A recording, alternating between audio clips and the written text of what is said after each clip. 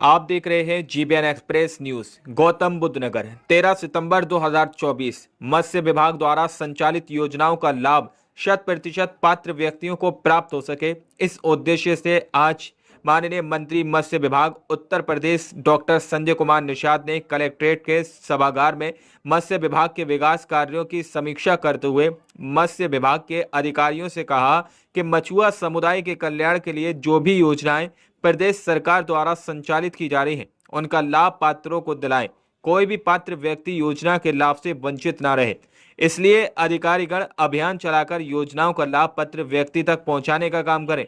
माननीय मंत्री ने कहा कि मछुआ समुदाय के कल्याण के लिए चलाई जा रही योजनाओं का लाभ लोगों तक पहुंचना आवश्यक है। उन्होंने जिला मत्स्य अधिकारी को निर्देश दिए कि विभागों के बीच समन्वय स्थापित कर योजनाओं को प्रभावी ढंग से लागू किया जाए और साथ ही साथ योजनाओं का व्यापक स्तर पर प्रचार प्रसार भी सुनिश्चित कराया जाए।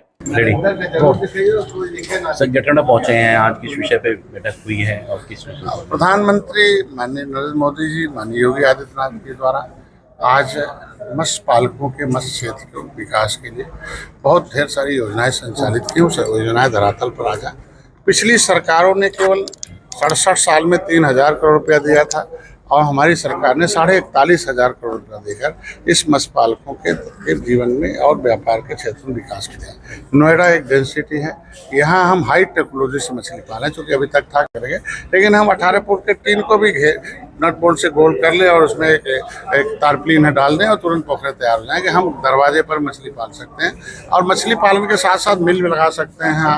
तमाम हाई टेक्नोलॉजी के जितने भी यहाँ दुकान जितना मछली केंद्र है। तो अभी मैं यहाँ बैठक में आया कि पिछले जो योजनाएं थी वो हमारे लगभग 100% हमने पेमेंट करा दिया और अभी यहाँ पता चला कि यहाँ हम नई टेक्नोलॉजी से मछली पलवाने की व्यवस्था की तो डेंसिटी के अंदर हो जाएगा। और यहाँ पोखरे के अंदर एक नया आया कि माननीय मुख्यमंत्री जी का कहना कि जो पोखरे गांव सभा के स्तर के हैं वो पोखरे को विकसित किया जाए, मत्स्य पालन में लाया जाए और वो पैसा उसी ग्राम सभा में देने की व्यवस्था की जाए, जिससे कि आय का स्रोत बने। तो उसमें एक्वाफोनिक मतलब हम तैरता हुआ जलाशय में खेती करें फॉर्म पर, तो तैरता हुआ खेती होगा।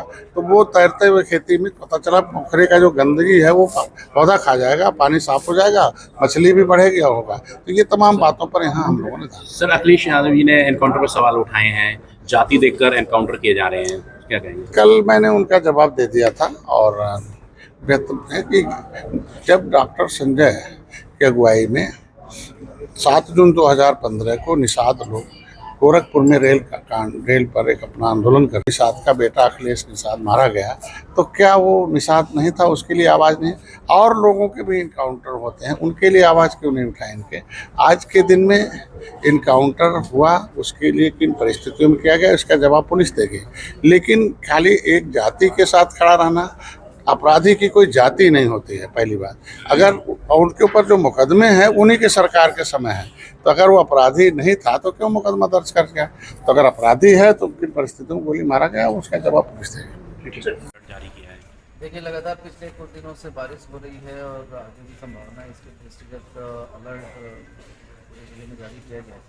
SDM भी अलर्ट हैं और आपके माध्यम से और प्रेस के माध्यम से और क्षेत्रीय भ्रमण के माध्यम से भी जो खासकर नदी किनारे लोग रह रहे हैं उनको इन लोगों ने वार्निंग जारी करी है कि वो सुरक्षित स्थलों पर रहें।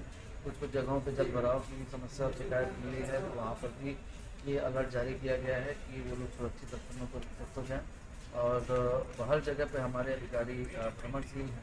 हालांकि अभी कोई भी नदी खतरे के निशान को पार नहीं करी है, सब खतरे के निशान से नीचे ही हैं, लेकिन फिर भी अलर्टनेस जरूरी है। और लगातार बारिश में कुछ जगहों से जो ऐसे जर्जर मकान हैं या इस तरह के स्ट्रक्चर हैं, उनमें विशेष दृष्टि रखी जा रही है कि कोई जान माल का नुकसान ना हो, कोई व्यक्ति।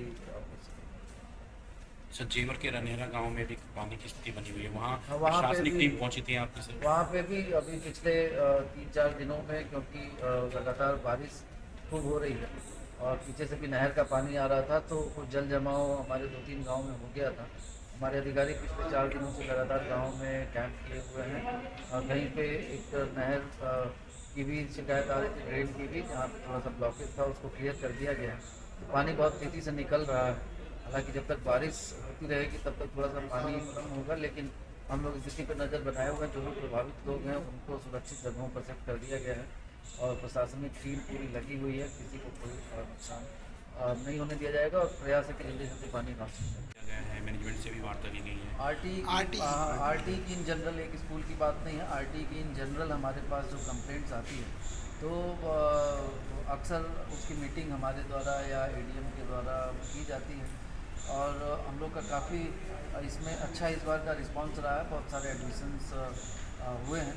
हालांकि कुछ में स्कूल की तरफ से आपत्तियां लगाई गई थी और जब हम लोग ने चेक कराया तो कुछ आपत्तियां उनकी सही भी निकली और कुछ स्कूल थे जो जानबूझ के समस्या उत्पन्न कर रहे थे उनको हम लोगों ने नोटिस भी जारी किया है और ये भी बताया गया है कि अगर एक्ट है और एक्ट के तहत अगर वो एडमिशन नहीं लेते हैं तो एक्ट का उल्लंघन मानते हुए उनके खिलाफ कार्रवाई की जाएगी। तो कई स्कूलों को जो नोटिस जारी की गई है उसमें ये रामागढ़ स्कूल भी था और इसका अगर जवाब संतोषजनक नहीं होगा तो फिर आगे और कड़ी कार्रवाई। लगभग कितने स्कूलों को नोटिस दिया गया है?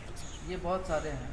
लगभग जो जिन स्कूलों ने एडमिशन पर्याप्त मात्रा में ले लिए हैं उनको छोड़ते हुए कुछ जो बॉटम 10 स्कूल थे जिन्होंने कंपैरेटिवली कम परसेंटेज में एडमिशन लिए थे उनको हम लोगों ने नोटिस